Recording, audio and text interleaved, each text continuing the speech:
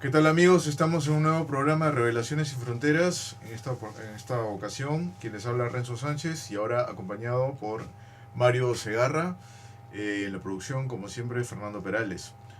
Tenemos cosas muy importantes que Mario Segarra nos va a compartir en esta ocasión. Recientemente, con el caso de las momias de Nazca, hemos podido observar que hubo cierta reticencia de parte del Ministerio de Cultura y de parte de los estamentos del Estado, ¿no? Eh, en el tema de no querer investigar por su propia cuenta los restos, como es el deber simple de un científico. La actitud que tomó el Estado peruano con relación a este tema eh, no solamente fue bastante decepcionante, sino que a la vez fue también un hecho que prácticamente ha sido ridiculizado en todo el mundo, porque el mundo está tomando en serio este tema, porque podría cambiar para siempre los libros de historia, eh, y porque además el tema los restos han sido estudiados por importantes universidades de Rusia, de Estados Unidos y de Francia, arrojando resultados bastante sorprendentes. Y no nos extrañará que en unos meses ya se sepa completamente la verdad. Uno se pregunta por qué siempre hay este tipo de ¿cómo le podríamos llamar? Contubernios, no sé, este tipo de censura que existe normalmente siempre en este país. Así es. ¿Por qué se juega tanto con esta temática y siempre se está escondiendo, siempre se está jugando con el tema? ¿A qué responde todo esto? Y muchas veces hemos elucubrado eh, preguntas, ¿no? Cuestionamientos que van mucho más allá del simple razonamiento y que a veces lo tenemos incluso dentro de los estamentos básicamente de la política, ¿no?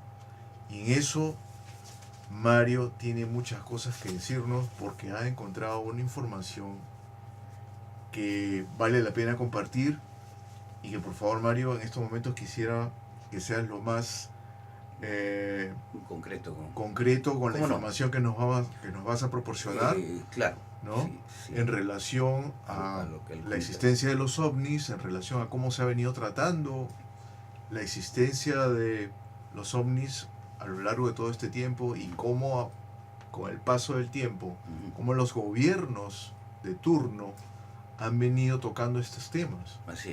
Así es Renzo, gracias por tu invitación, gracias, feliz año, feliz Navidad, bueno, a los que nos están escuchando y viendo del gran programa de Revelaciones sin Fronteras. Este es un programa que creo que es libre e independiente, Renzo, eso quiero recalcar primero, y segundo, que ha dado pautas de verdadero periodismo de investigación, no como otros que se dicen periodistas de investigación y no dan la talla.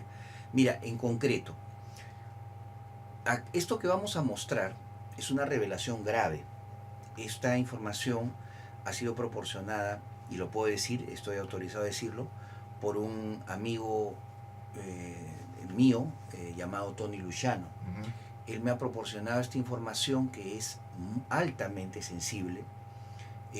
Algunas fotografías que vamos a mostrar es la primera vez que la van a pasar a nivel nacional e internacional, pero muestra una cosa que la gente pedía pruebas siempre, ¿no? La pregunta principal era, ¿hay alguna evidencia de que los servicios de inteligencia foráneos, sobre todo norteamericanos, ahora sabemos que hay y británicos, ¿no? Judíos y de otros países también, soviéticos en la década del 60-70, o no, cuando estaba la época de Velasco, había manera de probar que había una interacción entre esos servicios de inteligencia sobre la parte militar, sobre la parte científica, sobre la parte política? Ahora podemos decir que sí. Y parte de esta información es sacada de un álbum digamos, privado, que el señor Luciano ha puesto alguna de estas fotografías a mi disposición y que la voy a compartir contigo y con todas las personas. ¿Cuál es el objetivo de mostrar estas evidencias, Renzo? Una sola. Partiendo del punto de vista de mi experiencia como investigador de estos años, sobre todo los últimos del 2013 hasta la fecha, en que el que habla, y esto lo puede dar fe Renzo, Jorge, Fernando, que es el productor de Revelaciones Sin Fronteras, y Renzo, que es el conductor principal, ¿no? He abogado siempre porque se eleve el tema de la investigación científica del tema OVNI. El descubrimiento de mi parte, y sobre todo el contacto después con fuentes confidenciales, al parecer de otro país, que me dieron documentación clasificada sobre ovnis estrellados en Perú y de otros países, ¿no? Me dio a entender de que aquí estaba pasando algo muy extraño. O sea, una total desobediencia de la Fuerza Aérea a las leyes de transparencia informativa y acceso a la información, un desdén a los derechos constitucionales del ciudadano Mario Segarra, la nula o prácticamente desdén completo de las asociaciones de investigación en Perú, de las asociaciones de grupos de contacto, de los que organizan congresos, y mi continuo, digamos, las continuas marginaciones que se han dado en el Perú y en el extranjero a mi persona solamente por el hecho de descubrir esto, que cambia los 70 años de historia ufológica en el Perú de entre 180 grados y pone el tema a nivel político, militar y científico. Entonces nos da por qué todos rechazan este descubrimiento de nosotros. Debe haber algo, un X, una clave, un factor que no habíamos tomado en cuenta. A raíz de estas fotografías que te vamos a mostrar, ahora podemos ya explicar, Renzo, de que la influencia mayor de esta negación de nuestro descubrimiento, yo creo que es por una razón de una fuerza de inteligencia extranjera que controla la información y controla a ciertos investigadores, controla a científicos, controla a militares en el Perú e incluso a políticos, con las pruebas que vamos a mostrar a partir de estos minutos en adelante. En primer lugar, vamos a mostrar una contribución del amigo y colega John Bustamante, que él se ha encargado de rastrear en los archivos norteamericanos y ha encontrado otro documento de un señor investigador, Farish Lucius, que es un norteamericano que ya falleció, y es un documento, al parecer, de la MUFON, que estaba bastante escondido y reservado, donde habla de un ovni estrellado en Perú, en la costa peruana, en el Callao, en 1980. Esta es la portada principal de un sumario de 2 hojas, donde se lee Farish Lucius, UFO Newspaper Clipping Service, Plummerville, y dice SARS Detail, y bueno, es bastante genérico, ¿no? Habla de esta investigación, y acá sí dice, ¿no? 2 de junio de 1980, acá puede ver 2 de junio de 1980, Callao, Perú, donde dice que un objeto volador en forma de disco se estrelló y se partió en varios pedazos metálicos y fue recogido, ojo, por la Fuerza Aérea del Perú.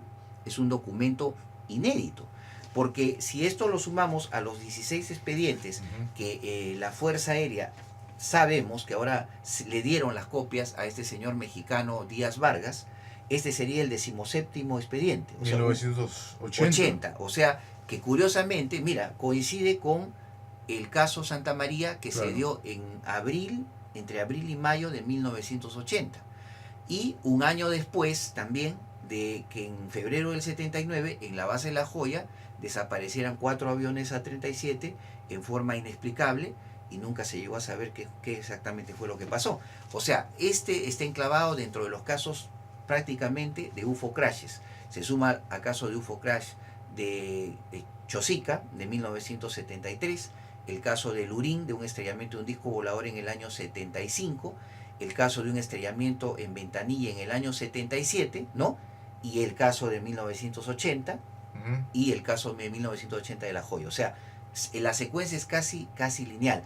Ahora, hay una fotografía que el amigo Tony Luciano, de su álbum privado, nos ha proporcionado, que es una fotografía inédita no tomada probablemente por personal civil, sino por personal militar, donde se ve una prueba de aviones Mirage aparecer y unos aviones Sukhoi ya en el suelo, colocados seguramente con su armamento. Acordémonos, esta foto fue tomada en el año 79. ¿Qué pasaba en el 79? Estábamos en el conflicto, se había revelado el conflicto con el vecino país del sur, y curiosamente las armas eran nuevas, los aviones eran nuevos, los Sukhoi eran nuevos, los Mirage eran nuevos, y prácticamente esta digamos, pirotecnia armamentística que tenía la FAB estaba lista para poder entrar en combate. Y se le había adosado no solamente también bombas o ametralladoras o buses, sino también, dice las versiones técnicas, cámaras y filmadoras en la panza de cada avión para poder filmar. Por eso es que dicen, Leslie King, ahora descubrimos en el libro de Leslie King, que es el libro OVNIs, pilotos y oficiales y personal militar frente a la registradora, frente a la grabación, donde en el capítulo 10 por fin descubrimos, por boca del mismo comandante Santa María, en inglés, todo lo hemos traducido, el capítulo 10, y donde él dice, manifiesta, que al parecer había récord de grabación del caso de La Joya en el momento que está ocurriendo, tanto de video como de audio. Audio de la torre, la grabación del radar y también probablemente una grabación en video de un aparato que estaba adosado debajo de la panza del Sukhoi 22. O sea, todo se concatena. Ahora, ¿qué voy a enseñar a continuación? Deteniéndome un poco en el tema de La Joya y del caso de los UFO crashes. Ha habido siempre un secretismo, ¿no? Un secretismo que no ha llegado a la luz pública ni siquiera en el momento de enero del 2018 que estamos prácticamente hablando. ¿Por qué los militares siempre se han negado a hablar de este tema públicamente en una conferencia de prensa, frente a una mesa de debate con científicos, con astrónomos, con ufólogos? ¿Por qué? Yo creo que la razón comienza aquí. Vemos militares en la década del 53, ¿no? Un militar de la Fuerza Aérea Peruana, en el año 53, ¿no? Dando una especie de condecoración a un alto militar de la USAF, ¿no? Acá en territorio peruano.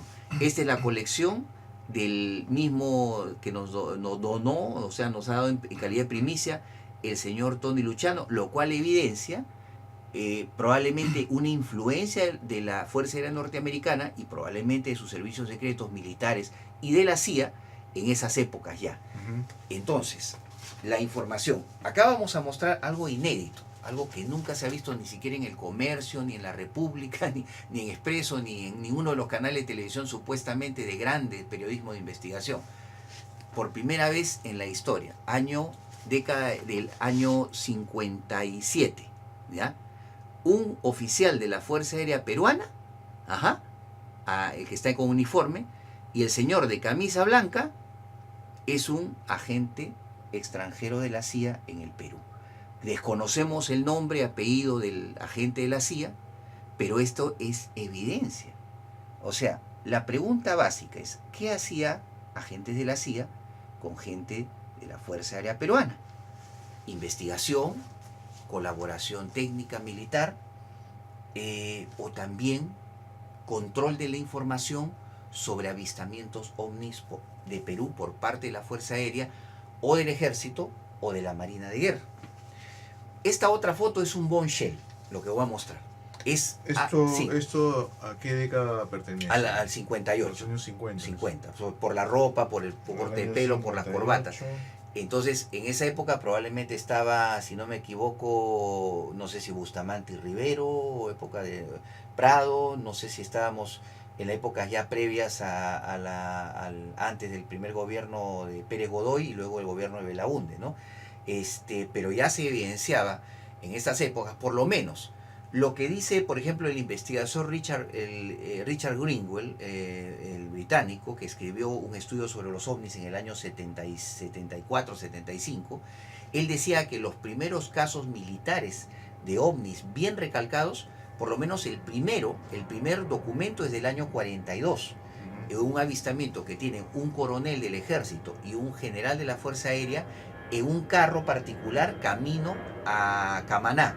Salían de la ciudad de Arequipa junto a Camaná y avistaron un ovni. Entonces tomaron testimonio al coronel del ejército y al general de la FAB. Desde esa época, si comprendemos que es el primer texto de, digamos decir, de documentación ovni militar, entonces debe haber habido muchos más. Que ha habido un control de la CIA a partir de estos documentos gráficos que estoy mostrando, es bastante y se infiere que sí, ¿no? Que probablemente. ¿Por qué? Por el proyecto Libro Azul, por el proyecto Gruch, por el proyecto, digamos, Stigno, por el proyecto del reporte número 14, que sabemos que la Fuerza Aérea Norteamericana trabajaba codo a codo con la CIA para investigar y también cambiar la veracidad de los casos, borrar las huellas, hacer como que eran casos psicológicos, ¿no? Eso era recomendación de la CIA a la Fuerza Aérea Norteamericana, pero eso se hacía no solo en territorio norteamericano, sino se hacía en territorio extranjero, probablemente en el Perú. Mira, este sí es un bombshell. Quiero que la gente vea bien. Es una foto tomada a principios de la década del 60, acá en Perú, y se ve claramente dos hombres, son peruanos, militares de la Fuerza Aérea Peruana, ¿no? Que llevan ambos en la mano izquierda, cada uno, un folder. Podría ser pues un folder de trabajo, ¿no? Un folder de agenda, podría ser cualquier cosa, tomada en el Perú. Pero ahora, si hacemos el acercamiento, y acá viene lo extraordinario, y lo hemos volteado para que la gente lo pueda ver. ¿Qué llevaba uno de los manuales que lleva el señor de izquierda? Y ahí dice, confidencial, Air Force, USA Air Force, un manual secreto de la Fuerza Aérea Norteamericana. Pregunta de cajón, ¿qué hacía un oficial o qué hace un oficial de la Fuerza Aérea Peruana con un manual secreto de la Fuerza Aérea Norteamericana? Y qué curioso que los manuales secretos de la Fuerza Aérea Norteamericana en esos años ya tenían recomendación, Renzo, de cómo tratar el tema de la investigación del fenómeno ovni con la gente civil.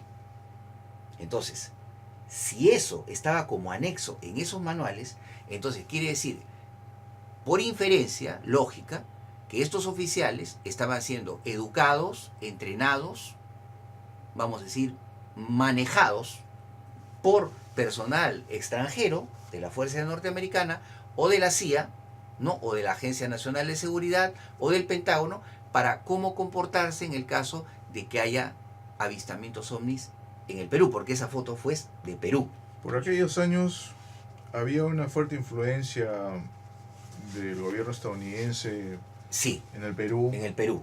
No solamente en el tema estratégico, geoestratégico, sino además en el tema de la venta de armamento. De armamento, exactamente. Entonces, estos pilotos habrían estado recibiendo instrucciones para empezar a pilotar los aviones nuevos que habían llegado, porque en ese entonces que se utilizaban los Hércules, estamos hablando de los años 40, 50. Entonces, y se utilizaban también algunos aviones norteamericanos de segunda, que eran vendidos a Perú, que según los manuales de historia de la aviación, se vendieron algunos aviones de guerra, pero digamos que no representaban un adelanto tecnológico para las Fuerzas Armadas peruanas, ¿no? La ruptura, digamos, en la compra de armamento se dio a partir de Velasco.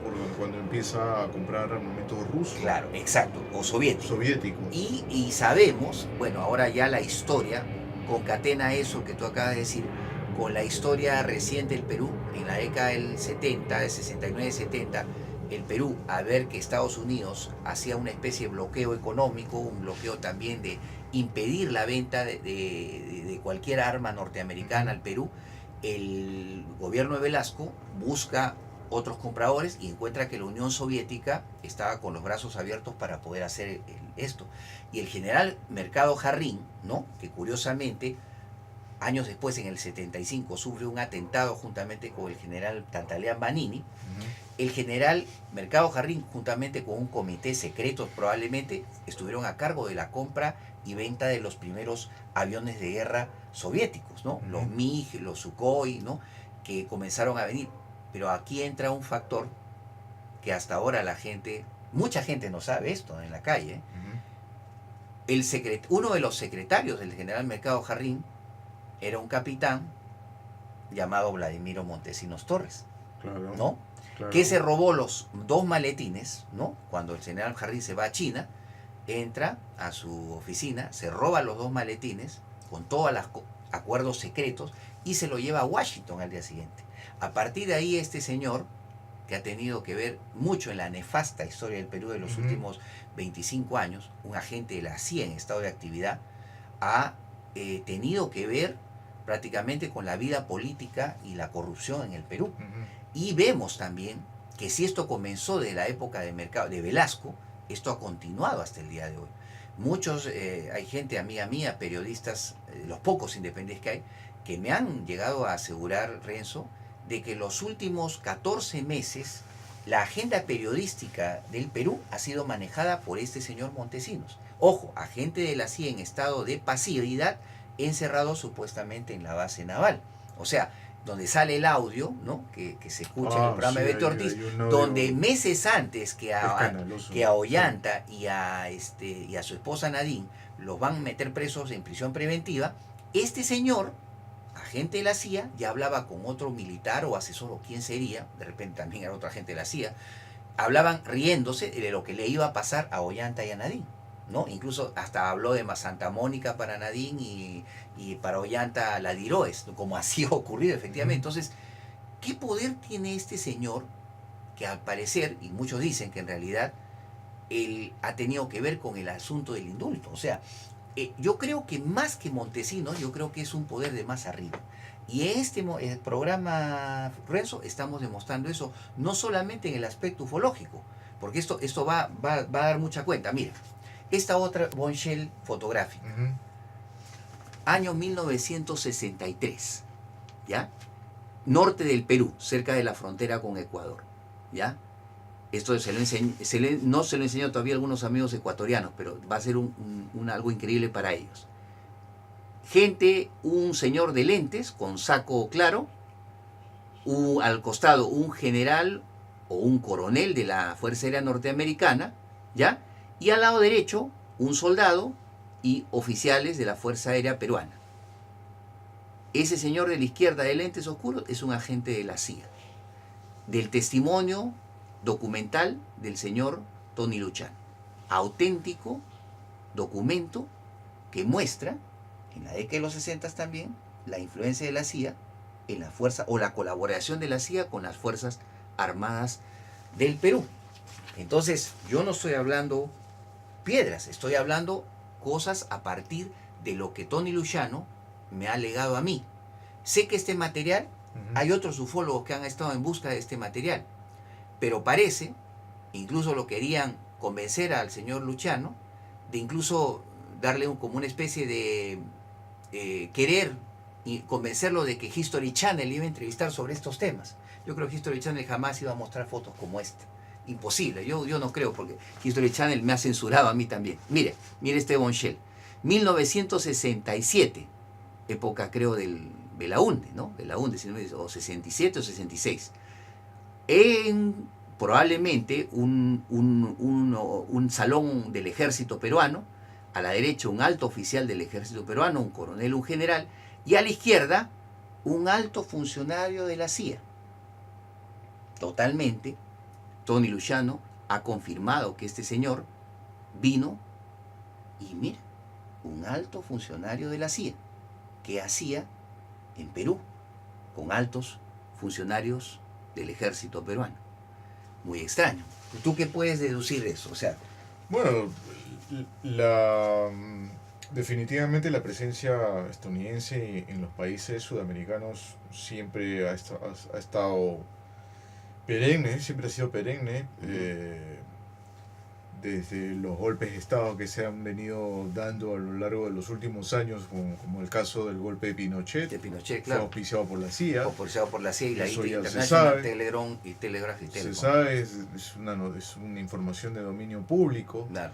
En la manera como se ha ido el mapa geoestratégico, fue tejiéndose de una manera hasta que finalmente hemos llegado en los últimos años a esto que se llama pues la Alianza del Pacífico. Así es. con Colombia, México, Perú y Chile, Claro. ¿no? Que somos, digamos, el bloque azul, Así es. por decirlo de alguna manera. Así es. Marcando, digamos, la diferencia con el bloque rojo, que vendría a ser pues Ecuador, Bolivia y Venezuela. De Venezuela, actualmente, ¿no? Entonces, nada más que se trata pues simplemente de piezas de ajedrez. Claro. Somos países satélites, prácticamente, Estados Unidos. Sí, pues. Y bueno, la presencia de la CIA en nuestros países siempre ha sido Evidente, ¿no? evidente. Pero no había documentos gráficos de Sí. eso. Hoy día ya estamos... Yo te digo, me da a mí... Incluso en la lucha contra el narcotráfico, Exacto, también sí, están ahí sí, presentes todo el tiempo, en Colombia, en y- Perú. y el amigo John Bustamante justamente ha sacado hace poco unos documentos, te cuento, ¿no? De que ya los puso en mi muro de Facebook y los comparto con todo el Perú y el mundo. Documentos desclasificados de la CIA, ojo, no son a Zángaro, y eso tampoco es de a Zángaro, señores, es del señor Tony Luciano. En el caso de John Bustamante, ha encontrado documentos sobre infiltración de la CIA, Renzo, increíble, en el episcopado peruano. Miren esta información, este bonchel periodística, a ver, señores del Comercio, de la República, de Expreso, de Correo, a ver, se atreven a llamar a Mario Segarra para que les pueda brindar, o a John Bustamante, para que puedan brindar esta información. En la década del 48, ¿no?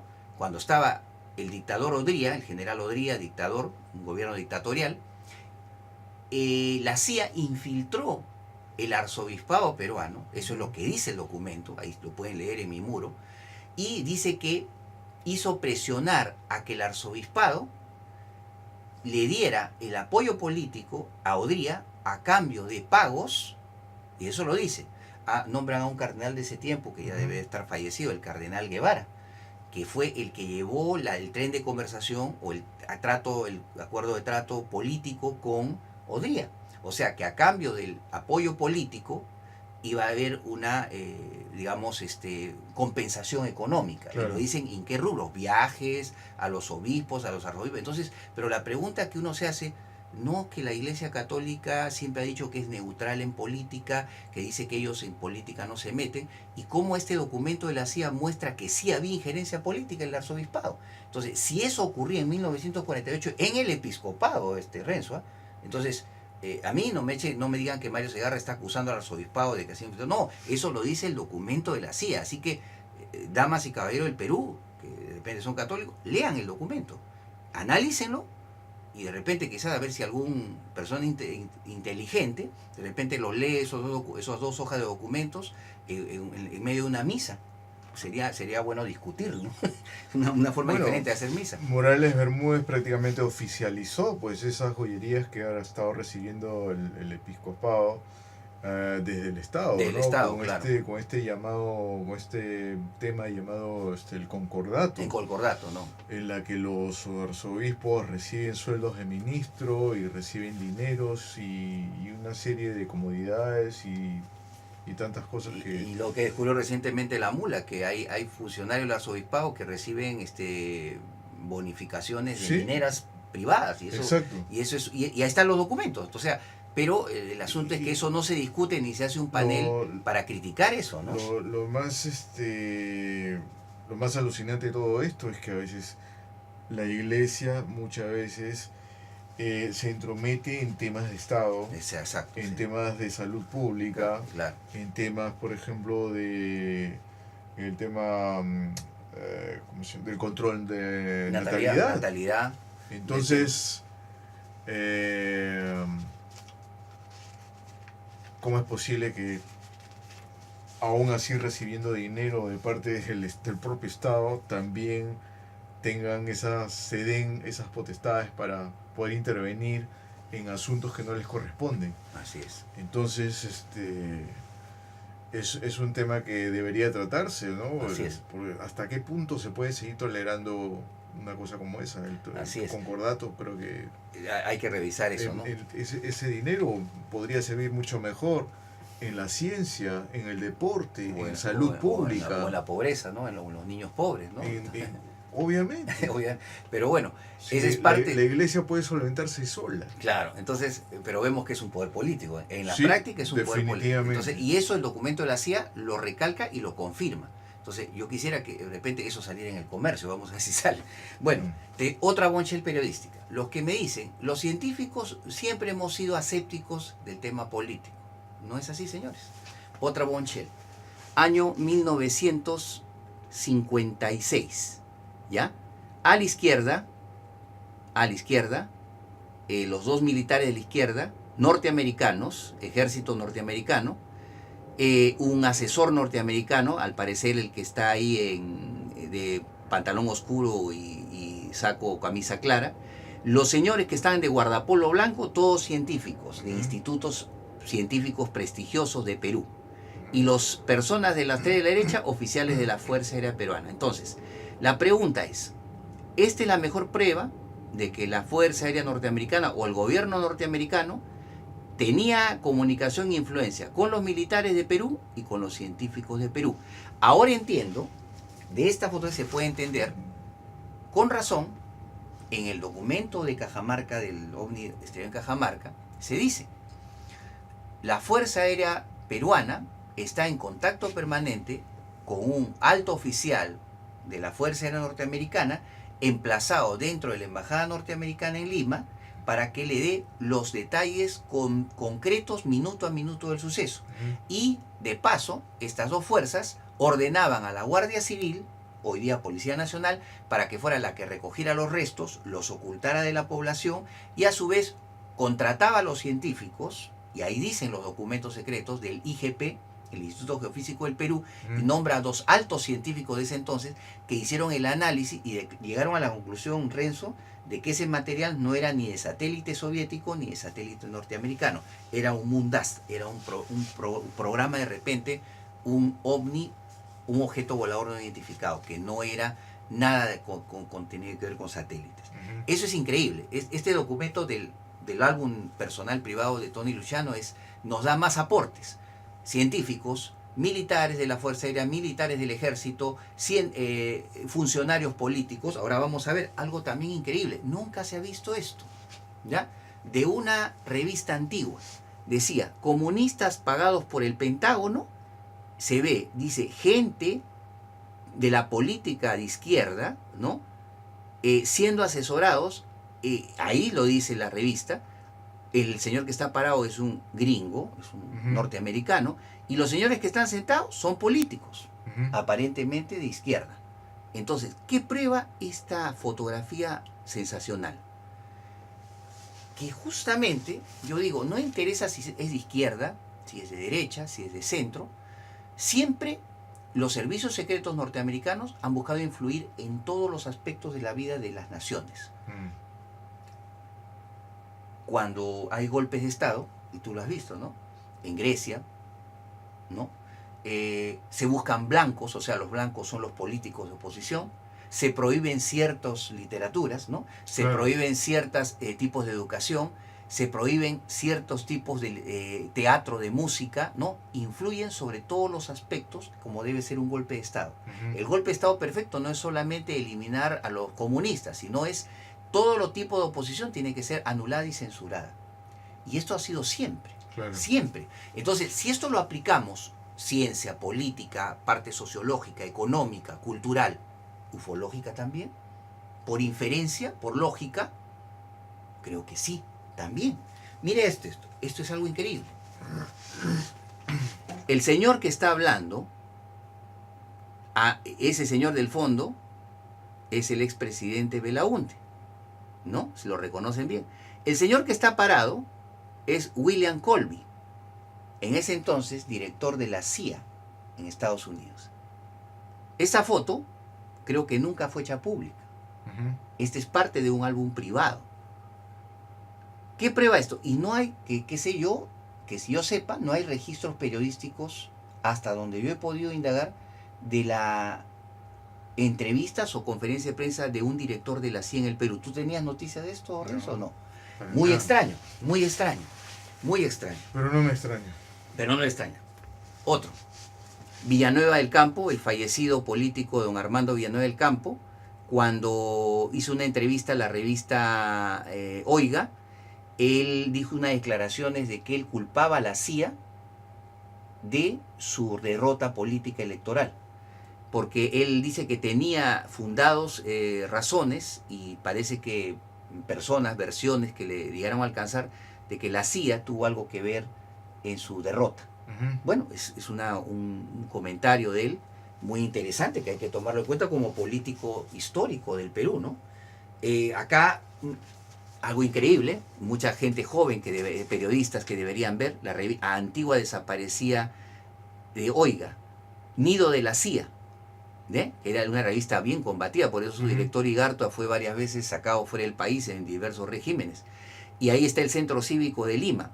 El Centro Cívico fue testigo de esto, porque en el año 74, el entonces director de la Marina de Guerra, creo que un almirante apellidado Arce Larco, descubrió la presencia de 3 agentes de la CIA en el piso 8 del Centro Cívico. Pero la sorpresa es que estos 3 agentes de la CIA, que tenían monitoreados varios edificios de la capital, o edificios gubernamentales, estaban trabajando codo a codo con oficiales de la Marina de Guerra. Esto lo registró, ojo, la revista Oiga. No está, Mario Segarra no está hablando mentiras. Esto es propio de la revista Oiga. Es histórico, ¿no? Y acá es increíble. Acá, la única entrevista que el general Velasco le fue ofrecida, fue hecha a César Hildebrand. Y el general Velasco, ahí está, bueno, sentado, ya prácticamente había sido sacado del poder por el general Morales Bermúdez, y él decía una cosa muy importante acá, que yo creo que las nuevas generaciones tienen que escuchar. Decía, ¿cómo definir usted el objetivo de su gobierno? Hacer del Perú un país independiente y cambiar las estructuras para que el Perú se desarrollara con independencia y, sobre todo, ojo, esa palabra que a muchos no les gusta ahora, muchos periodistas, con soberanía. No en un país vendido, de rodillas. ¿Cómo era aquí antes de mí? Aquí mandaba el embajador norteamericano. Cuando yo era presidente, el embajador tenía que pedir audiencia y yo lo manejaba a 6 pasos. Yo los fregué. Yo voté a toda la misión militar norteamericana. Aquí había como 50 o 60 jefes norteamericanos y el gobierno peruano tenía que pagarles obligatoriamente sus sueldos. Dice, el pasaje hasta para el gatito que tenía la familia. Imagínate. Y formaban parte de la información para la CIA. Nosotros no los necesitábamos a ellos. Palabras de Velasco. Un líder. ¿Qué te parece a ti eso, Renzo? Claro, había que parar un poco ese tema, ¿no? Porque no podía haber una injerencia de ese tipo, de esa naturaleza en un país que se supone que es soberano. Y eso lo estamos viendo hasta el día de hoy. Y acá hay una entrevista también de la revista, si no me equivoco, Oiga, ya no sé si ha fallecido, creo que sí, ya el antiguo general Jorge Fernández Maldonado, que era ministro de Energía y Minas, creo, del gobierno de Velasco, uno de los artífices de la revolución velasquista, y donde él declara, la CIA liquidó a Hoyos Rubio, al general del ejército Hoyos Rubios. Él fallece en un extraño accidente de helicóptero, que ojo, 3 o 4 años después, el presidente ecuatoriano Roldós fallece en un accidente similar. Y después, en la época de Rafael Correa, la ministra de Defensa ecuatoriana con su hija muere en un accidente de helicóptero. Mira, 3 accidentes de helicóptero y todos dicen que la CIA, acá dice el general Fernando Maldonado, dijo la CIA y liquidó a Hoyos Rubios. Ahí lo dice, ¿no? Lo dice de que eso fue así, ¿no? No sé, y acá, bueno, hay unas notas, bueno, que no sé si puedo mostrarlas, que había sobre el general Velasco y el complot que se dice la CIA realizó contra él disparándole, ¿no? Y dice aquí, el complot, sin embargo, lo que más provocó las iras de Washington fue la decisión de Velasco de adquirir armamento pesado de la Unión Soviética a fin de llevar a cabo su plan de reconquistar los territorios de Arica y Tarapacá. A partir del 71-72, cuando llegan los tanques y misiles rusos al Perú, los planes para desestabilizar a Velasco se acentúan. Se dice que a fines del año 72, el vehículo en que viajaba Velasco junto al general Mercado Jardín en la vía expresa fue atacado a balazos, pero el hecho se mantuvo en secreto. No sé qué opinión tienes ante eso. Y mira, acá hay otra cosa más. Dice, Según algunas versiones, Velasco pierde una pierna debido a un atentado perpetrado por agentes de esta central de inteligencia que utilizaron quizás un extraño agente venenoso. Hablaban de un líquido verde que le fue echado, dice, en una recepción por un mozo, que cayó ese líquido verde en su pierna y eso le provocó el problema en el aneurisma. Entonces, al parecer esto, acá la revista elaboró, dice la CIA, elaboró un plan de atentar contra Velasco y al no lograrlo procedió a desestabilizarlo. Muchos que le conocieron y sabían de Durán, su gran fortaleza y carácter, se extraña que le ocurra un mal de ese tipo. Sin duda la intención de estos atentados era acabar con su vida, pero no lo lograron. También encierran sospechas para muchos analistas el rápido deterioro de la salud de Velasco luego de dejar el poder en el año 75 con el golpe perpetrado desde Tacna por el general Morales Bermúdez. Tras ser derrocado Velasco, se retiró de la vida política y falleció el 24 de diciembre del año 77. El periodista Augusto Zimmerman Zavala, que creo muy conocido de la parte política de Velasco, asesor de prensa de Velasco, se sorprendió también por el acelerado agravamiento de su salud luego de tratarse en un hospital de Houston en Estados Unidos. Se sabe que Velasco no quiso ir a Estados Unidos para operarse nuevamente en el 77, como se lo sugeriría. Si me muero, que sea en mi Perú, le dijo a sus familiares. La causa de su muerte oficialmente fue la secuela del grave aneurisma sufrido en el año 73. No sé qué te da la impresión. Me hace un paralelo con lo de Hugo Chávez y su cáncer. Sí, ¿no? es justo el comentario que te iba a hacer. Como que estábamos conectados, ¿no?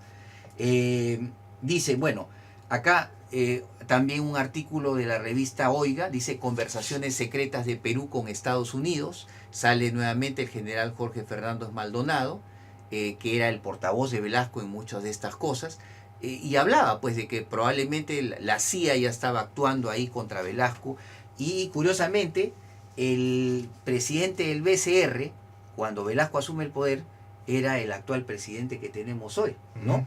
Que curiosamente ahora parece estar en manos de un agente de la CIA llamado Vladimiro Montesinos Torres, ¿no? Entonces, bueno, yo creo que hay bastante material, pero acá quiero detenerme un poquito, porque habría bastante que discutir sobre eso, pero lo principal lo hemos mostrado. Ahora, acá también hay un artículo del diario Extra que quiero que el público lo vea, el público peruano extranjero, del año 81. 10 peruanos destruyen platillo volador y habla del incidente de La Joya. Eso es algo que me deja un poco extrañado, ¿no?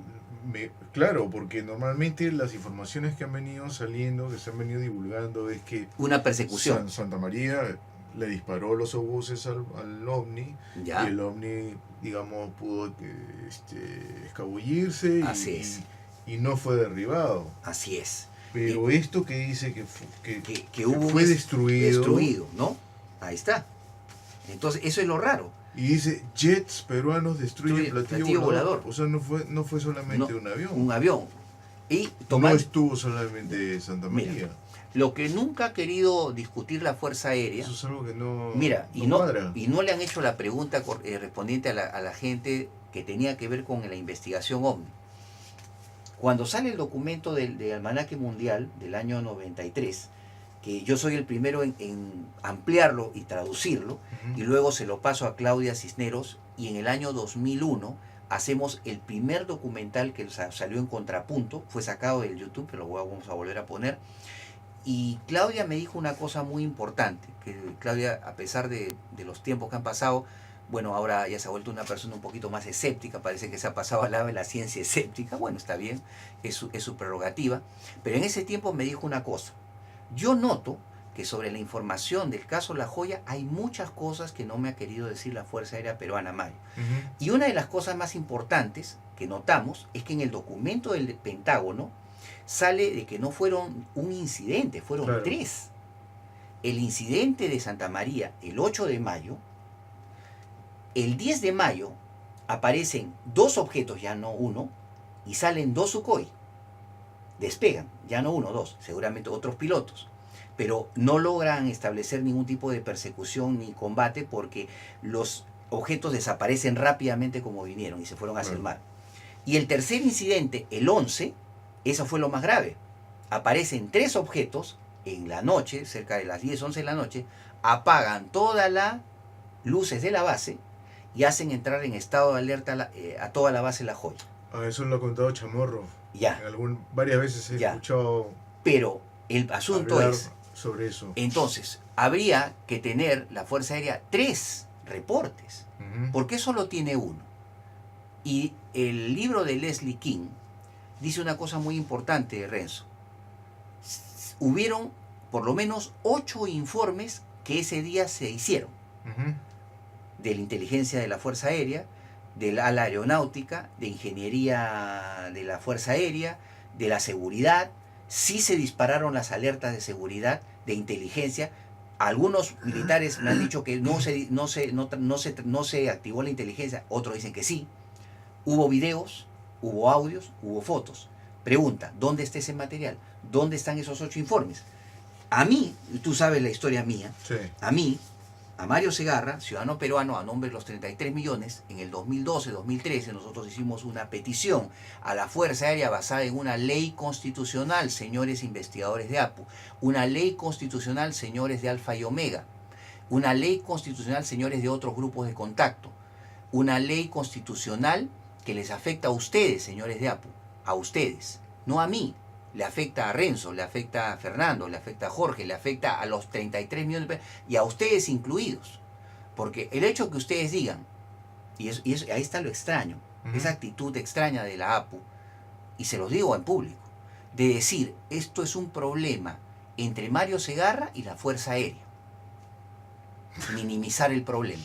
O sea, para ellos, para APU, los derechos constitucionales de un ciudadano no valen ni siquiera lo que es un papel higiénico. ¿Ah? O sea, para Alfa y Omega tampoco. Pero ellos qué bien están sentados con la gente de la DIFA en todos los, ¿no? Asociaciones, incluso en el extranjero, en convenciones nacionales. Con esta información que yo he mostrado, yo les pediría a los señores de APU que organizan su congreso, ¿no? ¿Se atreverían ustedes a dejarme mostrar este material en su congreso de APU? ¿Tendrían el valor y la valentía de hacerlo? Señores de Alfa y Omega, que ustedes se dicen que son peruanos, deben ser peruanos, deben tener su DNI peruano. ¿Se atreverían a invitarme a Mario Segarra y que muestre este material, a pesar que tengan a gente de la DIFA como socios estratégicos? ¿No? La pregunta es grave. ¿Por qué? Porque después, una persona, un gran amigo, ¿no? Que ahora ya no está en la DIFA, llegó a sacar esto en su Facebook. Parte del reporte oficial, el 0007. Lo sacó en su Facebook. Entonces, no que Ollanta me había dicho a mí el 7 de octubre en un documento oficial que este documento era secreto y reservado y no podía ponerlo en mis manos por afectar la seguridad y defensa nacional. Entonces, ¿cómo ahora sí está en público? Y más aún, hay texto del testimonial del señor Santa María, del comandante, ya escrito. Entonces, la pregunta es, la básica, ¿cuál es la razón legal? Ya no puede ser la defensa nacional, definitivamente, Renzo. ¿Cuál es la razón de la Fuerza Aérea? No hay una razón legal, es una razón personal para no entregar estos documentos a mi persona. Yo he pedido 1001 veces en foros como este, en otros foros públicos y semipúblicos, radio, televisión, de las pocos que se me ha podido permitir, sobre todo en radio y en televisión, ¿no? Esto está censurado, que esta documentación se me ponga en mis manos. Y Mario Segarra va a hacer algo mejor que lo que hizo el mexicano, que le entregaron copia de los 16 expedientes, ojo, a un extranjero. Lo dejaron abrir, romper el sello de seguridad del 0007, fotografiarlo, filmarlo y presentarse en el extranjero con la gente de History Channel, que es muy amigo del productor general de History Channel, el argentino, no me acuerdo su apellido, pero dice que de Mario Segarra no sabe nada, el productor de History Channel, que no encuentra nada mío en el Google. Qué extraño, ¿no? Entonces, ¿cuál es la razón? Personal no creo.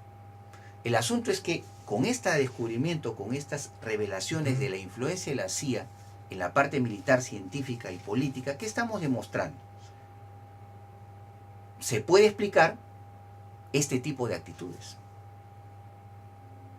Claro, porque ¿qué razón hay para marginar a una persona, no solamente a nivel nacional? Tengo la información segura y concreta, Renzo, de que este señor mexicano me desbarató y me saboteó varias invitaciones seguras a México, por lo menos 4. Varias invitaciones a Argentina y Chile, incluso a Brasil. Ahora entiendo la actitud del señor Ademar Guevaer. Señor Guevaer, que usted tanto me decía hace 3, 4 años, Mario, tú me mandas una información tan linda y maravillosa que no sé qué hacer con ella. Ojo, el subdirector de Año Cero me ha dejado sorprendido a Mario Segarra.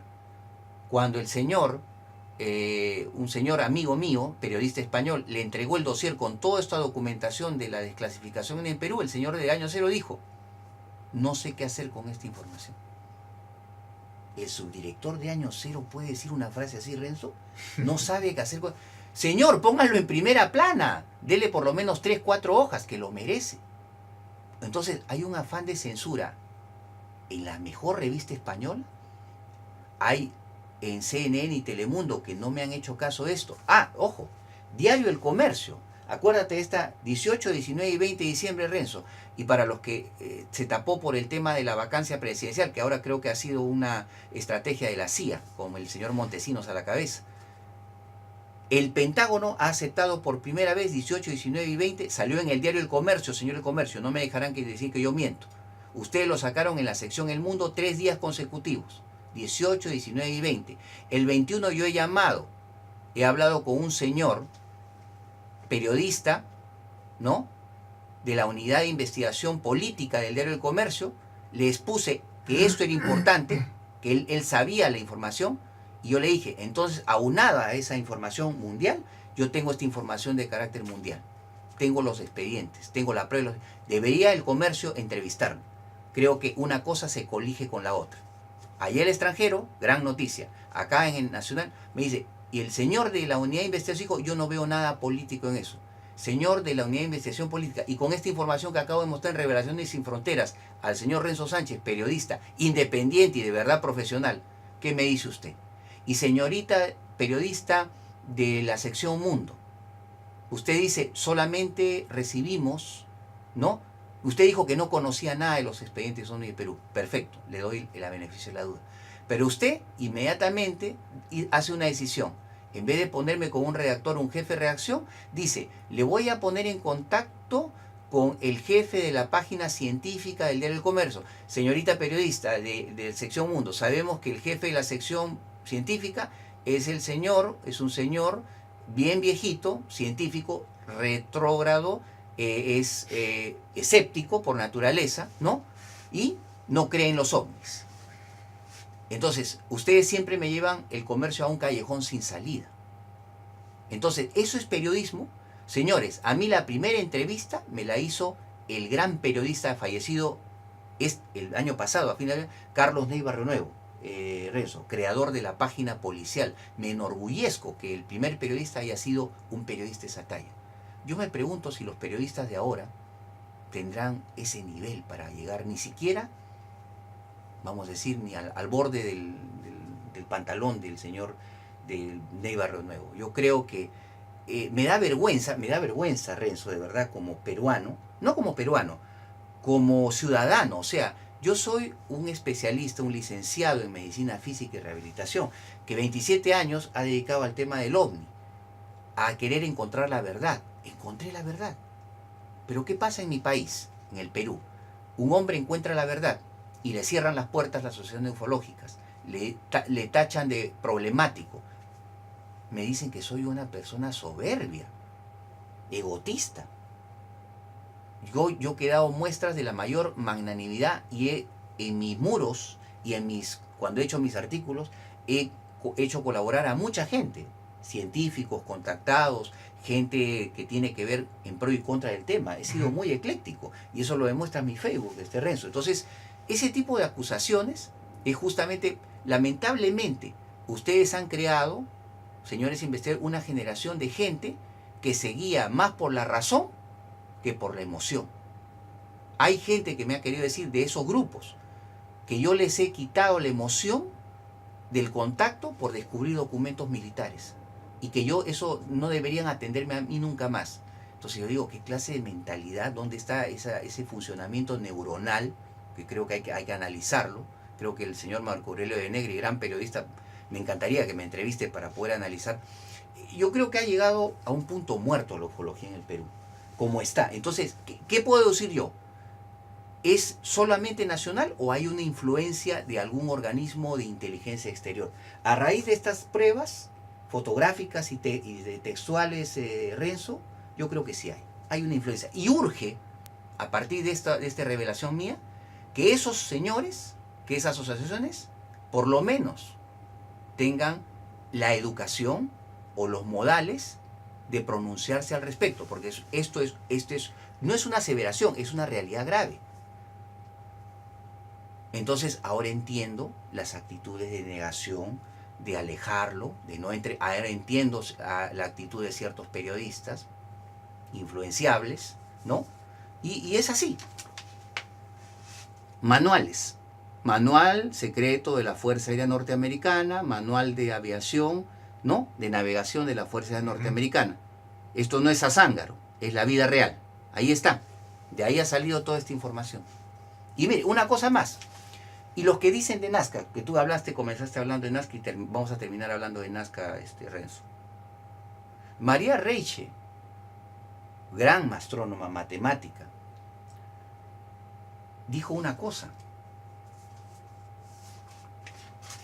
En 1984, la República, no creo que la República dirá que esto es mentira o hecho en zángaro, un catedrático de Estados Unidos pretendía destrozar las famosas líneas de Nazca. ¿Quién denunció esto? No fue Perico León, fue María Reich, que dicen que so pena de querer arreglar o restaurar, los norteamericanos querían destrozar las líneas de Nazca. Ojo, lo dice la mejor estudiosa de la línea de Nazca. Esto no es mentira, es verdad. Y mire esto. Ajá, ahora que el ministro del Solar se ha negado en público a hablarse el tema de los seres tridáctilos, porque dijo algo así: yo he venido a una ceremonia de una funcionaria, yo no he venido a dar conferencia. El señor periodista, señor ministro, es solo una pregunta y quiero una respuesta. No quiso darla. Negacionismo, negativismo. Cuando es su deber, señor exministro, responder sobre eso. Eso indica una actitud de tipo mediocre. O probablemente hay alguien que está arriba de usted que dominaba la información que usted debería dar. Mire esto, para terminar. Proyectos del INC deformaron las líneas originales de Nazca. Del diario El Comercio, de la década de los 80. Proyectos del Instituto Nacional de Cultura deformaron las líneas originales de Nazca. ¿Qué te parece? O sea... Parece increíble esto. Y ahora entiendo la actitud del INC con el tema de el Centro Arqueológico del Ventarrón. Toda la desidia en torno a ese incendio que hubo, la poca asistencia del Estado. Y ahora entiendo, mira, lo que pasó con el famoso doctor Javier Cabrera Arquea en la década del 70 cuando descubre la Aspira de Ica. Y él siempre lo dijo en su segundo y último libro. Dijo, yo tengo la impresión y tengo la certeza de que el Instituto Nacional de Cultura complotó contra mi persona y mi descubrimiento, creando toda una argumentación para decir que todo era un fraude. Se creó una artimaña. ¿Y dónde se le agarró? Por el apita más débil, que era el campesino Uchuya, que fue apresado por la Guardia Civil y se le quiso acusar, meter durante 15 años, y como era analfabeto, no tenía un abogado a su costado, y se le obligó a poner su pulgar y su índice en un documento que decía que él había fabricado las piedras. ¿Ah? Entonces, y dice que el INC tuvo que ver en ese complot. ¿Y quién manejaba el INC en esa época, la época de Velasco? Curiosamente, ¿no? Una señora que ahora fue política de un partido que está en el ojo de la tormenta.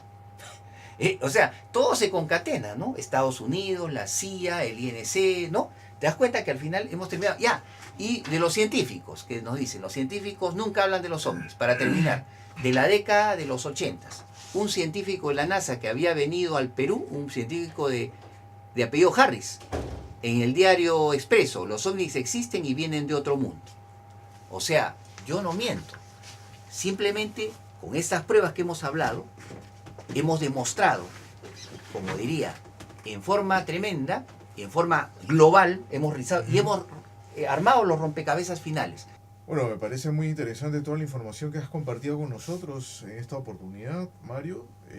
Inédito totalmente. Es algo, bueno, no es inédito porque ha sido editado en algunos periódicos de las épocas, ¿no? En épocas pasadas, obviamente, y que siempre es bueno recapitular para tener un bagaje de memoria, ¿no? En la sociedad, porque normalmente, como ya sabemos, el inconsciente colectivo en estos momentos está imbuido en la idiotez, ¿no? Y lamentablemente el sentido común se ha vuelto el menos común de los sentidos en estos días, en estos tiempos. Estamos en plena era de la posverdad, ¿ok? En la era en que predomina el hashtag. Y bueno, hay una confusión total. Estamos en plena era en que se ha desatado prácticamente el caos. Uh-huh. Y el periodismo dice, lo que dice el periodismo peruano es que dice hay distintos tipos de verdad. Y es falso, eso es falso. Entonces hay una sola verdad, nada más. Hay cosas bastante importantes que podemos rescatar del pasado, porque esas informaciones, por ejemplo, informaciones, entrevistas o noticias que por ejemplo, divulgaba el señor Carlos Paz, por ejemplo, Carlos Paz.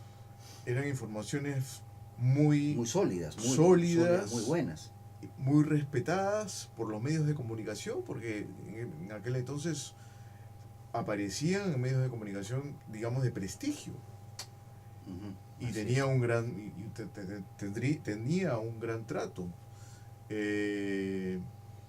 Bueno, yo solamente espero que todas estas personas que están involucradas en estos momentos en el estudio de los UFOs, ¿no?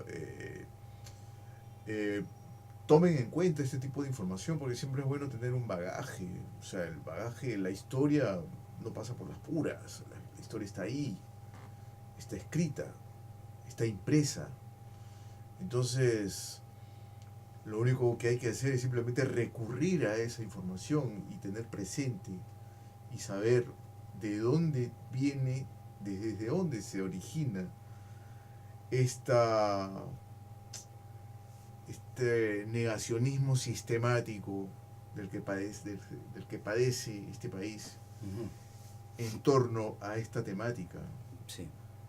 Si no, ¿a dónde vamos a llegar? Sí, no solamente un negacionismo, discúlpame Renzo, sino que también una actitud de la ufología, incluso, como te digo, también quiero decir, en el reciente congreso de APU, eso quiero denunciarlo públicamente, que no lo he podido denunciar solamente en tu programa. Uh-huh. Hay una persona que se irrogó que los documentos de Huancayo y Cajamarca los presentó, no los presentó como suyos, pero los presentó y no dijo una verdad al público, de que eran unos documentos que habían sido soltados en el internet. Uh-huh. Y eso es falso. Yo creo que ya es la segunda vez que APU está tratando de que los documentos de Huancayo y Cajamarca no pertenezcan a Mario Segarra. Son de autoría mía y descubrimiento mío. Eso tienen que recalcarlo, señores. Ahí tiene que haber respeto por el descubrimiento de cada investigador.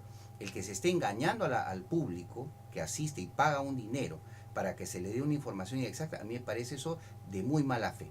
Entonces, a raíz de estos descubrimientos que yo quisiera, vuelvo a decirles, no es un desafío, es simplemente, tendrían ustedes la alternativa y la valentía de que estas fotografías puedan ser enseñadas al público, para que el público vea la verdad descarnada, quién maneja la información. ¿Qué dijo Andreas Faber-Kaiser, para terminar, en un congreso en Valencia en 1977? Sé que en esta sala hay 2 colegas, diría que hasta 3 amigos míos y suyos, y sé perfectamente que trabajan como colaboradores de la CIA. 1977. ¿Qué descubrió Benítez en el año 2008? Le entregaron los correos electrónicos de gente del CEI,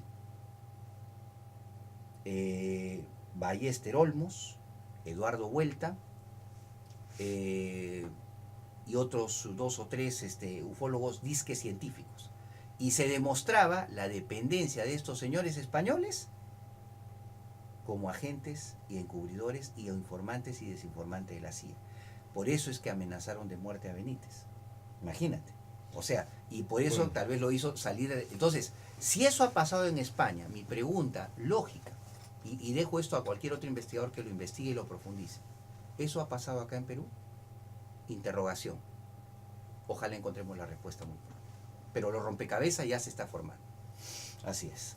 Bueno, es bastante difícil poder creer así a ciegas o a primeras una información que provenga de la CIA, ¿no? Así es. Cuando la CIA, Es especialista en desinformar. cuando salió esa información de que la CIA había desclasificado unas informaciones del pasado, diciendo fuimos nosotros, había un titular que decía fuimos nosotros, como diciendo que la CIA había inventado todo este tema de los UFOs.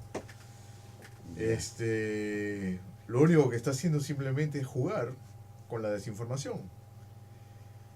Sí, Así es, que así de simple no se puede creer tampoco en esas cosas. Así que lo único que le pido a la gente es que tenga suficiente discernimiento para saber cuándo algo puede ser real y cuándo algo puede ser falso. Nada más, simplemente observar bien las cosas y eso es todo. Bueno, espero que este programa les haya gustado. Esperamos contar contigo una vez más, Mario. Ya, gracias. Ha sido histórico. Ya saben que ustedes pueden escribirnos a nuestro correo Revelaciones Sin Fronteras Gmail y por supuesto a nuestro fanpage en Revelaciones Sin Fronteras. Así es. En Facebook. Gracias a todos, gracias por esta oportunidad, Renzo, a Fernando, al productor general, mi agradecimiento y sobre todo gracias por esa amplitud de criterio que quisiera que esta amplitud de criterio que encuentro en este programa, quisiera que haya eso en otros programas. Espero que a partir de esta información la actitud de estas personas cambie. Y de los periodistas, por favor. Esto es una llamada de atención. A mí me da vergüenza ajena que un ciudadano común esté haciendo las labores de periodista de investigación. Señores del comercio, por favor. Yo creo que es tiempo ya de cambiar. Hay que ser más independientes y más avesados. Llegó el momento de cambiar por el bien del Perú. Bueno, Mario, esperamos contar contigo más adelante. Cuando quieras, esta es tu casa, puedes venir con la información nueva que puedas ofrecer. Así es. Así que estamos aquí como siempre. A pesar de los obstáculos, avanzamos, a pesar de todas las piedras que nos ponen en el camino, a pesar de que nos quieran arrinconar, vamos a estar hasta el último aliento, hasta el último cartucho, como dijo Francisco Bolognesi. Bueno, gracias. Hasta el próximo programa. Gracias.